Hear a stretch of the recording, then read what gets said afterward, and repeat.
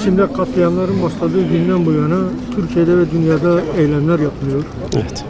Müslüman halk tepkilerini dile getiriyor.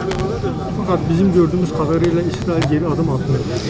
Tabii bu kanıksanmış bir durum. Yani İsrail'in tam 73 yıldır Nakbe'den bu yana katliamları sistematik olarak yapıyor. Ve Birleşmiş Milletler'in azıcık bir tepkisi, Müslüman halkın azıcık bir tepkisi ve istediğini maalesef adım adım atıyor.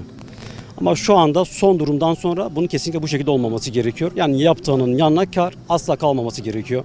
Yani Şeyh Cerrah Mahallesi'ne girildi. Girildikten sonra tamam dünyadan biraz tepki oldu. Tepkiden sonra evlerin hepsi bizim oldu. Bu asla kabul edilir bir şey değil. Tek çare İsrail'e güç yaptırılarak yaptırım uygulanması.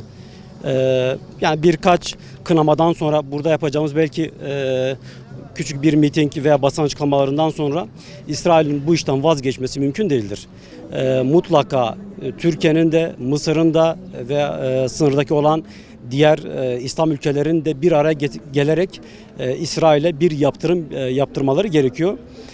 Halk olarak bizim istediğimiz budur. Ya devletleri yapsın ya da sınırlar arasında biz gidelim. İkisinden biri yapılsın mutlaka.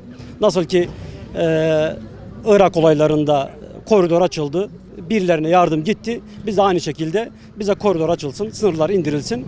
Biz buradan halk olarak sağ siirt bile yeter İsrail'e. İsrail'e haddini bildirmesini biz bildiririz. Siyonist İsrail'in Filistinli kardeşlerimize yapmış olduğu zulümlerin karşısındayız.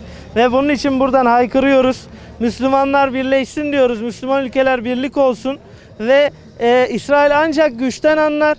56 tane Müslüman ülke var. Her biri birer tane jetini yollasa bombalamasına bile gerek yok. Onlar korkularından Mavi Marmara'da olduğu gibi, silahsız insanlardan korktuğu gibi o jetlerden sonra bir tane bile kurşun atamazlar inşallah. İsrail'i kınamak, kınalamak demektir.